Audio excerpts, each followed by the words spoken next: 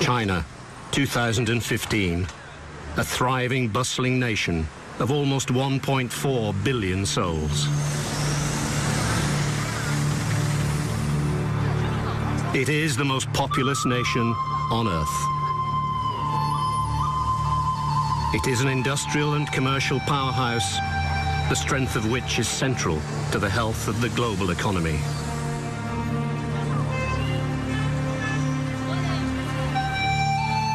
It is suggested that China has recently overtaken the United States as the world's largest economy.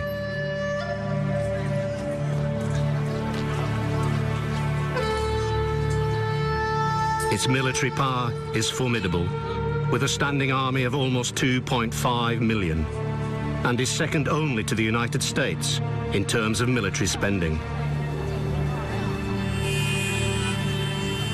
For many in China, life is good. Its middle class is growing in multiples, and its spending power is immense.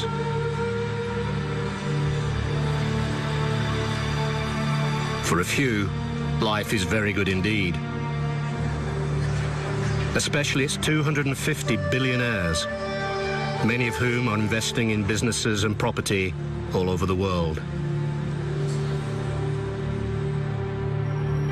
This is the Bird's Nest in Beijing, China's Olympic Stadium, where in 2008 it paraded itself to the world as the new global superpower.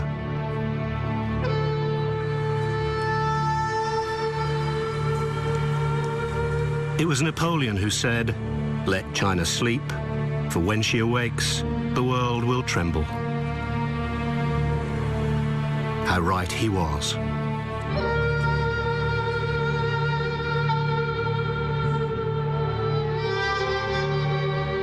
But a generation ago, it was very different. China was still locked in an era of self-imposed darkness, where the people had just lived through years of violent turmoil, appalling terror, and mass starvation. A generation before that was a period of incessant war, first against brutal Japanese invaders, then in a vicious civil war, where Chinese fought Chinese for the future of their nation. Throughout these last 70 years, one towering presence has been at the heart of all these dramatic changes. He led the Chinese Communist Party to victory in both wars. He then led his people in a unique attempt at creating a communist utopia, ruling them with an iron fist. Now, even though he's been dead for 40 years, his name is still writ large in Chinese consciousness. His memory is so potent, he is still spoken about in hushed tones. A man of bizarre personal habits and self-indulgent excesses, he has been called many things: visionary leader, father of his people, vicious dictator. But there is no denying his position as one of the most significant people of modern times.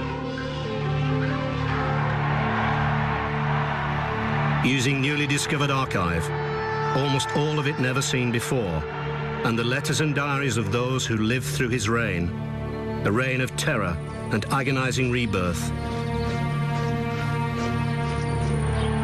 This is his story, told for the first time in authentic and fully restored color film.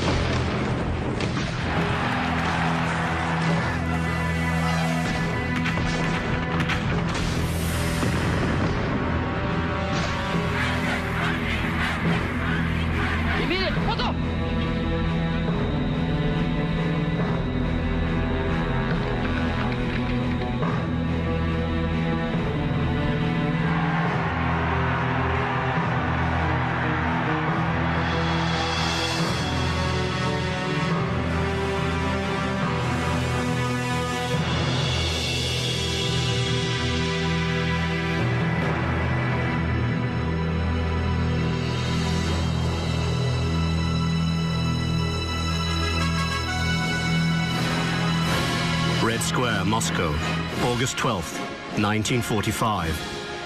A parade to celebrate the triumph of Allied forces against Nazi Germany. The Second World War is all but over.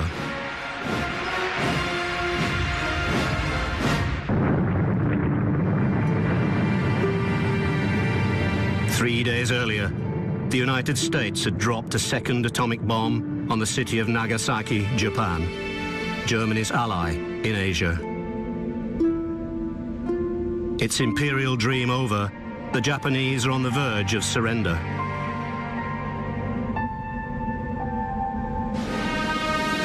On the same day, just after midnight on August 9th, a huge Soviet Red Army, over 1.5 million men, invaded northern China. Japanese occupiers began to surrender to Soviet forces in vast numbers. As US General Dwight Eisenhower and Ambassador to Moscow, Averell Harriman, celebrate victory with their Soviet allies, leader Joseph Stalin and General Georgy Zhukov, their allies in China, are denied any form of celebration. The defeat of Japan in China does not bring peace, but rather the outbreak of a catastrophic civil war. China is bitterly divided between the nationalist armies of the Kuomintang and its leader Chiang Kai-shek and the communist forces of the People's Liberation Army under revolutionary leader Mao Zedong.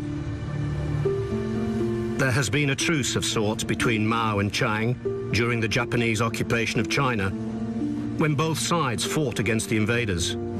But with Japan's defeat, civil war is inevitable. This 1930s nationalist propaganda poster shows the devil of communism being slayed by a traditional Chinese hero. Conversely, this communist poster urges China's peasants, workers and soldiers to resist the nationalists and their murderous supporters, Western imperialists, and China's old aristocratic warlords. Mao, already an iconic leader among the Chinese peasantry, has been waging war since the early 1930s. This poster, based on a painting of him from 1935, when he was 42 years old, is the earliest known image of Mao in colour. It shows him in Yan'an, in the central heart of China, to where, with only a few loyal followers, he escaped from encircling nationalist forces in what became enshrined as Mao's legendary Long March. The heroics of the Long March consolidated Mao's position as the leader of China's Communist Party. But some historians claim that many of the events never happened, and that Mao himself did not march the Long March, but was carried on a litter by his men. Nevertheless, Mao uses the Long March as the foundation stone of his heroic image. The Long March is our manifesto. It has proclaimed to the world that the Red Army is an army of heroes, and to the people that it is their only road to liberation. 1948. The tide is turning in Mao's favor in China's brutal civil war.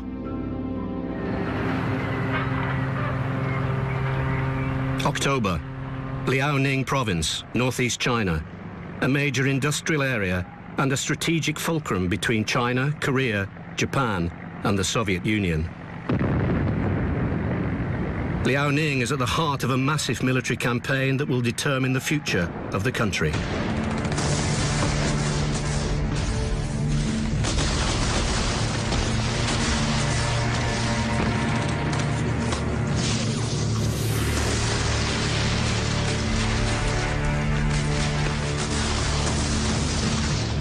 After months of ferocious fighting in Changchun and Shenyang, Chiang Kai-shek's army and the city's civilian populations are totally surrounded. Mao, now in his mid-50s, issues the chilling order: turn them into cities of death. His military commander in the campaign, is Lin Biao, Mao's most trusted general. Here on the right, shot by a combat cameraman in this recently unearthed 35mm color film, he reports back to Mao on the success of the order. The blockade has produced remarkable results and has caused great famine. The civilians are living on leaves and grass. Many have died. On the front line, we have placed a sentry every 50 meters, plus barbed wires and ditches. Any who got out were forced to return. Some knelt in front of our men, begging to be allowed to go. Some put their babies down in front of our troops and turned back. Some hanged themselves there and then. A communist PLA veteran is witness to the suffering. When we saw so many people dying of hunger, we weren't shocked. We had been in and out of piles of corpses, and our hearts had been hardened. We were unmoved. But when we moved into the city and saw what it was like, we were devastated. Many of us wept. A lot of us said, we are supposed to be fighting for the poor? Aren't these the bodies of poor people? Chiang Kai-shek's army is destroyed, suffering over 400,000 dead. At least the same number of civilians die in Changchun alone.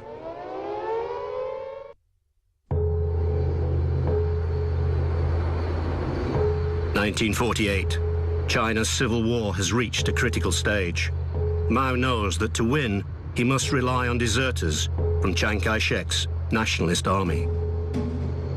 He orders his field commanders to use loudhailers to offer food, clothing, and a place in the ranks of the People's Liberation Army if they desert the nationalist cause. He also orders that existing nationalist POWs are offered the same deal.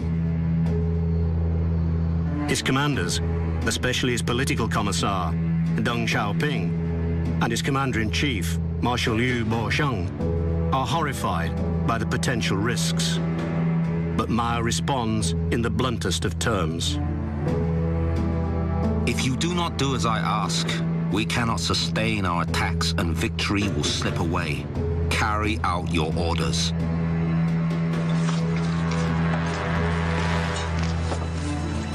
Late December 1948. Kalgan, now known as Jiangjiakou, Hebei Province, northwest of Beijing. The PLA storms the city. Kalgan is occupied on December 24th. A series of battles across several provinces is underway, involving over 7 million men, including over 5 million armed peasants, fighting for the PLA.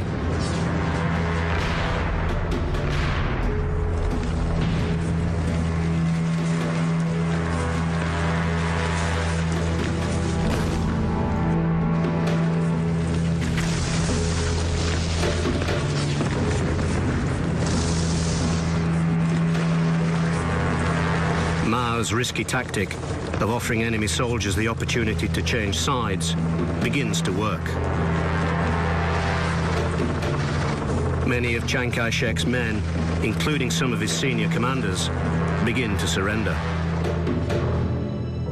With Mao skulking out of the limelight, General Lin Biao and his fellow officers look on as the PLA makes its triumphant march into Beijing on January 22nd, 1949.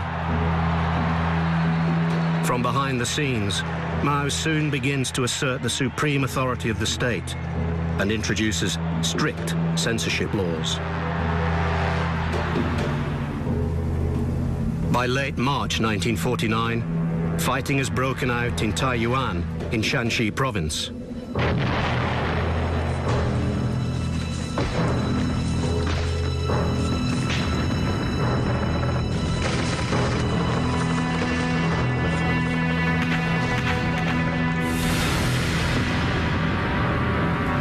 The city falls to the PLA on March 24th. On April 23rd, Nanjing falls. Chiang Kai-shek's government flees south to Guangzhou. as the PLA storms Chiang's headquarters.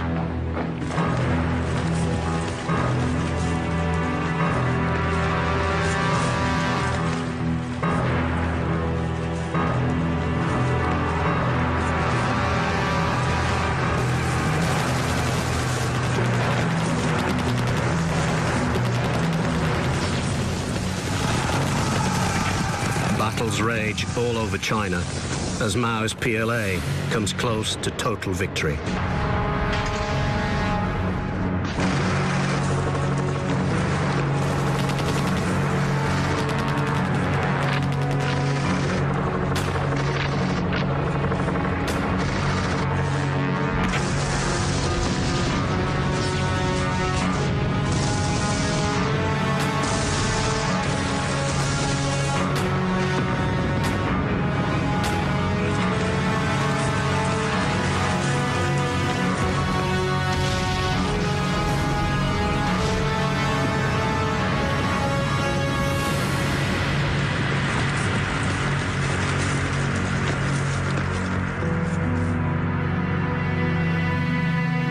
On May 25th, Shanghai falls. The PLA is welcomed into the city as conquering heroes. Zhou Yimin watches as the huge parade passes her home. We were so excited. Everyone was celebrating. There weren't too many communists in my district, but they had promised an end to the corruption and violence in the city, and everyone wanted that. Unfortunately, at that time, we had no idea what would come with it. Although it will take several months for the PLA to occupy all the regions of China, the civil war is effectively over. Chiang Kai-shek escapes to the offshore island of Formosa, where he establishes the new Republic of China, now better known as Taiwan. Mao and his Communist Party are the new masters of mainland China and its 550 million people.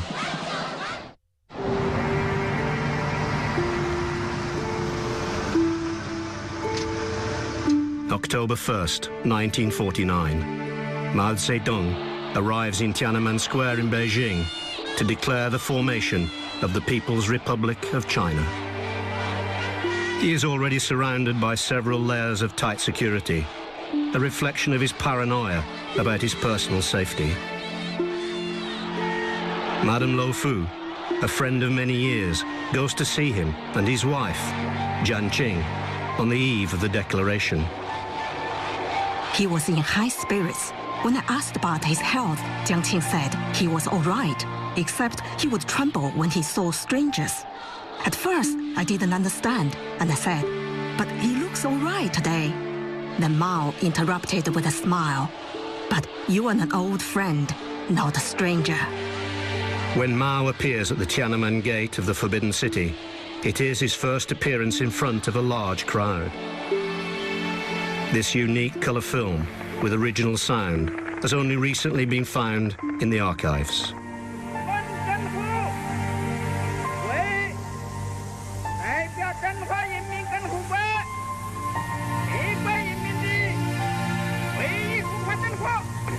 As Mao declares the founding of the People's Republic of China, an ecstatic crowd, over 100,000 strong, roars its approval. A female witness to the scene describes how she felt. I was carried away by the indescribable emotion. I saw the figures of so many gallant women among the hundreds of thousands of peasants, workers, and soldiers. Joyfully, with thumping hearts, they stood before Chairman Mao for his inspection. Was this not truly the symbol of the Chinese people? Did not the waves of red flags, like the sea, symbolize new China's brilliant future?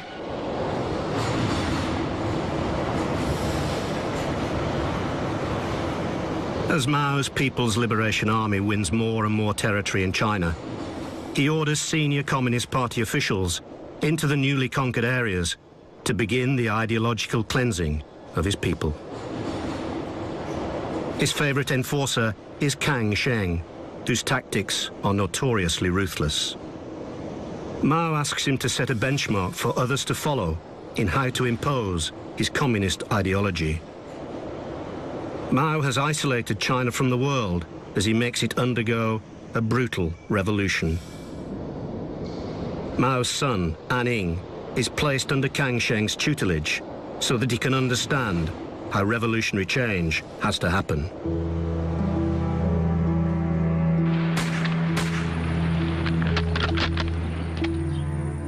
An is 27 years old and a Second World War veteran, having fought for the Soviet Red Army on the Eastern Front against Nazi Germany.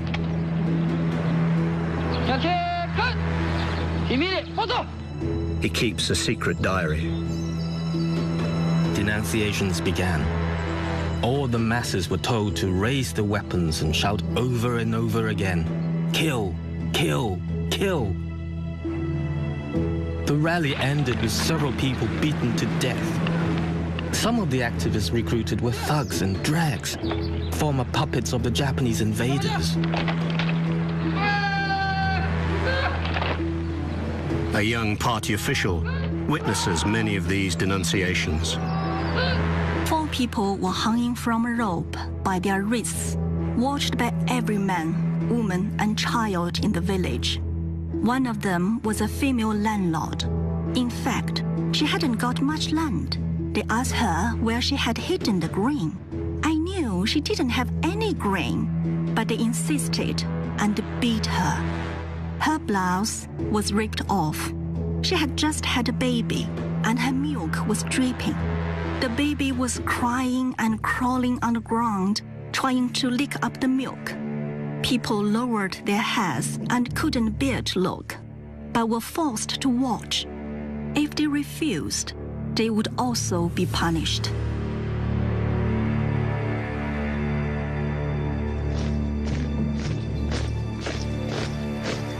Kang Sheng sets fearsome guidelines for the future. There must be abuse. Educate the peasants to show no mercy. There will be death. But let's not be afraid of death. Mao is unyielding in his determination to cleanse China of its past. The landlords, rich peasants, bourgeoisie, intellectuals, these are not easily abolished. That is why in Hunan alone, 100,000 people were challenged. 10,000 were arrested, 1,000 executed. The landlords will become peasants. The capitalists will be workers. The bourgeoisie can enter the communes, but they must be made to wear their bourgeois hats so that the people can see them. It is the beginning of a reign of terror that will last for many years in Mao's new China.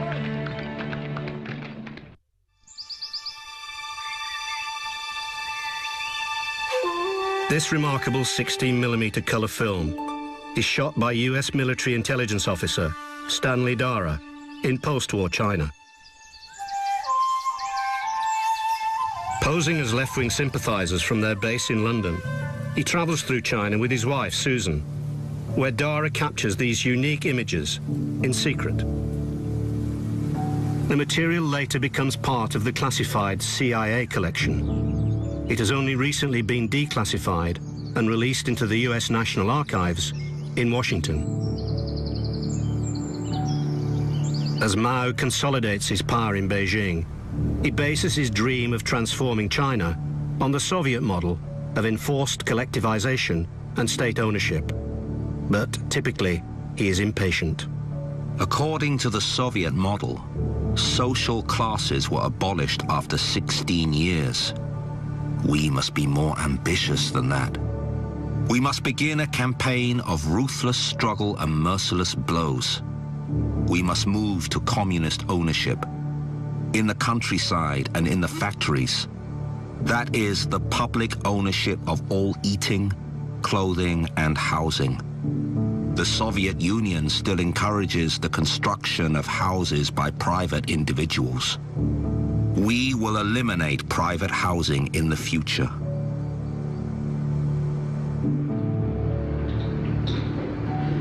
Aware that China is predominantly an impoverished agrarian society, Mao knows that he has to transform its industrial output from a series of cottage industries into large-scale production.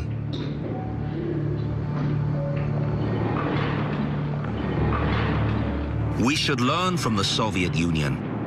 Who helped us with munitions, tanks and artillery? They are a socialist country. We are socialists. They are socialists. Let us learn from them. Heavy industry will take precedence. It will take 3 5-year plans to increase our steel production from 900,000 tons to over 20 million tons. Mao's short-term impatience and ruthlessness sit beside a long-term vision for the future. We must start from scratch. Our ancestors left us nothing but imperialism, feudalism, and Chiang Kai-shek. Now this land is ours. Together with everybody, together with the youth, let's devote decades to working on this land. If the first half of this century is for revolution, then the second half is for construction. We must educate the youth about why they have to work hard and start from scratch.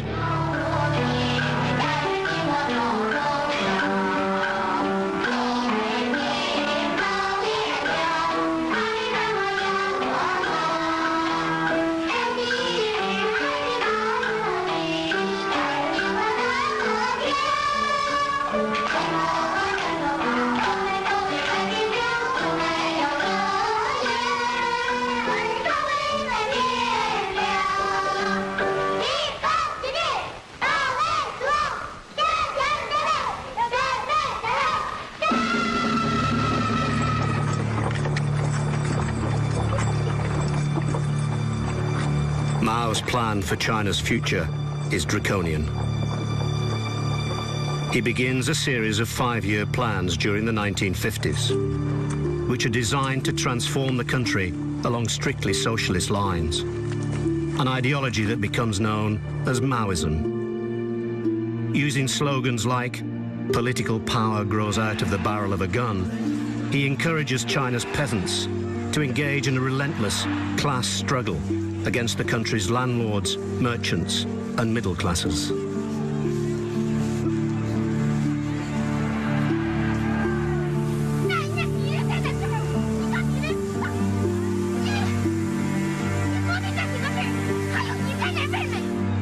In short, he encourages China to go to war with its past and anyone associated with it. Some positive things are achieved, like the eradication of drug trafficking, organized crime and prostitution, and corrupt foreign investment. But on the whole, the results are catastrophic. He declares, "Many places don't dare to kill counter-revolutionaries on a grand scale. That must change." the purge of counter-revolutionaries is remorseless.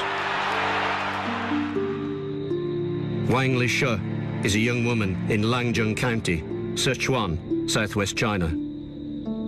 Physical torture was used. People would be whipped.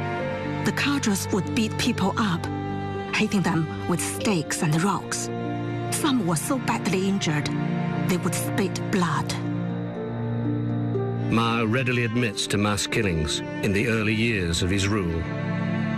In 1950, 51, 52, in those 3 years, we killed 700,000. But if they had not been killed, the people would not have been able to raise their heads. The people demanded the killing in order to liberate the productive forces from the evil despots, the backbone elements of the counter-revolutionaries. Most experts of China's modern history suggest that the true figure for deaths at this time was many millions. China is being transformed by a huge program of collectivization. As a result, within a few years, with no incentive to work the land, food shortages become acute in China's more remote regions. It is a portent of the horrors to come. Impatient at the speed of change towards communism, Mao launches a great leap forward in 1958 to quicken the process. It only makes matters worse. Zhu Erge lives in a small village in Jiangyang County, Sichuan. Our pots and pans were taken away as we were only allowed to eat in a collective canteen. Everything was collectivized. We had nothing left in the end. Millions flee the countryside and travel to the cities. We watched the new rice shoots die. There was nothing we could do. The cadres were real tyrants. They went around houses smashing up everything without hesitation. Our wardrobes and beds were broken into pieces and burned as fuel. They eventually pulled down the walls of our mud house to use as fertilizer. 19-year-old Huang Manyi lives in Dingyuan County, Anhui Province, central eastern China. I was so frightened in those days. My teacher called the Great Leap Forward a failure. He was sent to labor camp for 8 years. My uncle's wife got caught eating wheat in the field. She was denounced and tortured there and then. It was brutal, too brutal for me to talk about. They beat her until she died of her injuries. My eldest aunt died in a similar way. It was a snowy day. She was crawling along the road looking for something to eat. She started grazing on raw wheat. After she was discovered, a large group of people was sent out to catch her. She was cold, hungry, and badly traumatized. She died soon after. A huge famine results from the imposition of the Great Leap Forward, during which it is estimated that between 20 million and 40 million people died. The failure of the Great Leap Forward weakens Mao's position as supreme leader, and he's challenged by Deng Xiaoping and Liu Shaoqi. Mao's response is a cultural revolution, which he launches in 1966 to reignite class struggle and purge China of revisionists like Deng and Liu. China sinks into an abyss of chaos and death, even worse than before. He unleashes millions of young Red Guards who are driven on by the diktats of Mao's Little Red Book, which demands that all revisionists be purged.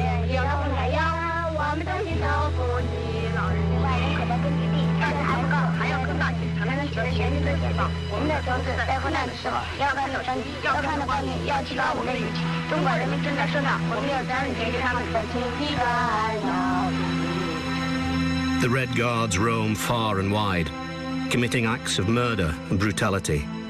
The country almost ceases to function amidst the terror. A 32-year-old bus conductor describes what it is like to become a victim of the repression of the Cultural Revolution at the hands of its notorious Red Guards. The Red Guards turned everything upside down. I saw a person beaten to death on 5th Street with my own eyes.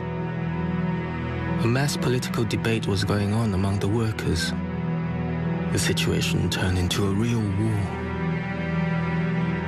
The young man chooses the wrong side in a dispute between rival factions of workers. I was arrested by the Public Securities Bureau in 1970. I was tortured ferociously. They tied my hands behind my back and pushed them up almost to my ears. I could almost hear the sound of my muscles tearing apart and my blood vessels popping. It was worse than having my head chopped off. I didn't recover for 4 months. He survives the brutality of his torture, but is imprisoned for the next 22 years. Most victims of the Red Guards do not survive. Between 1 million and 3 million people die during the purges of the Cultural Revolution, as Mao reasserts his iron grip on China. By the early 1960s, Mao Zedong's ruthlessness towards friend and foe alike has made him China's supreme leader, with just as much power as the country's ancient emperors. Li Jisui had been appointed as Mao's personal physician in 1954. He spends more time with China's leader than anybody else. By the 60s, Mao has been completely seduced by the temptations of absolute power.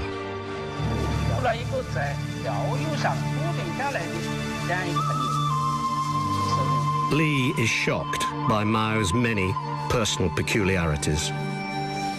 Mao never brushed his teeth.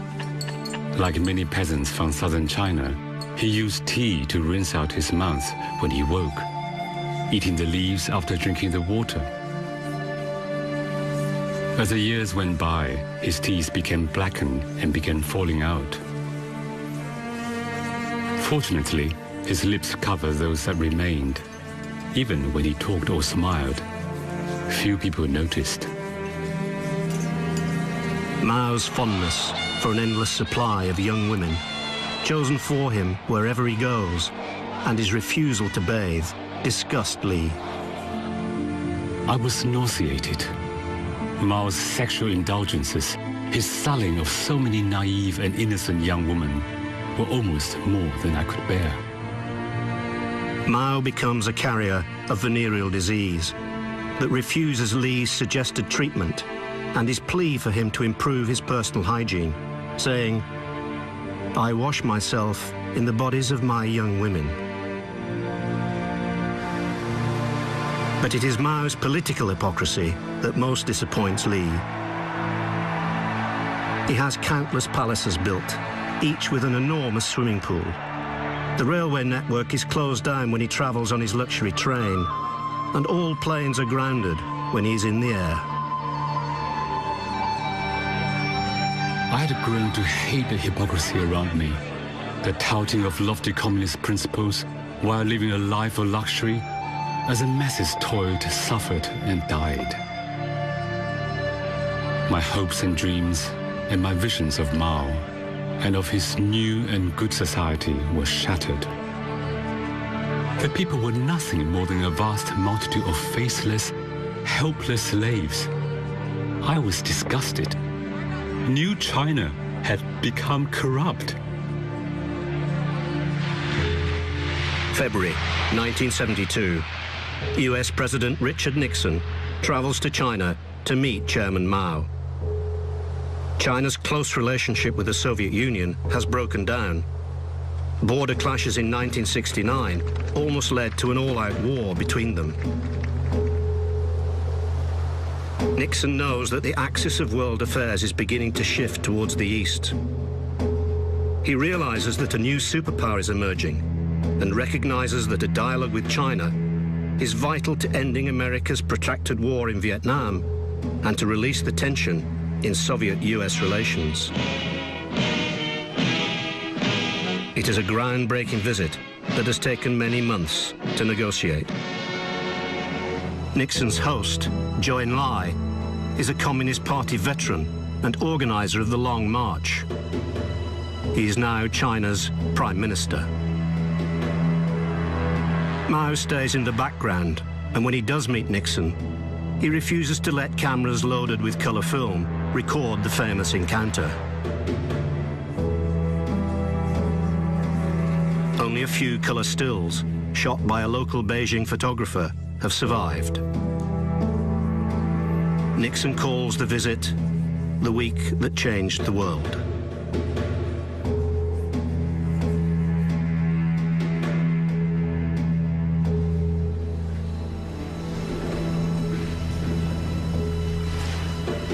With his new relationship in place, Nixon has outmaneuvered the Soviets. A few months later, he travels to Moscow to meet Soviet leader Leonid Brezhnev. There they sign the first major agreement to limit the proliferation of nuclear weapons, the Strategic Arms Limitation Treaty.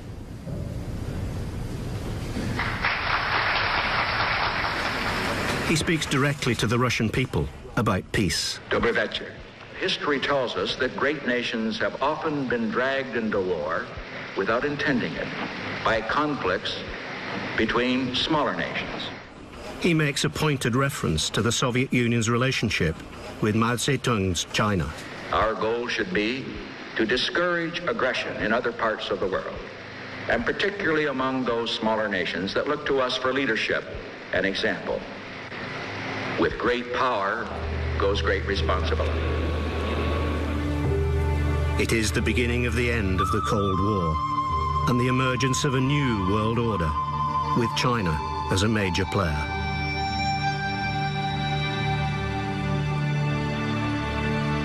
Mao's ruthless single-mindedness has brought his people to the forefront of world affairs.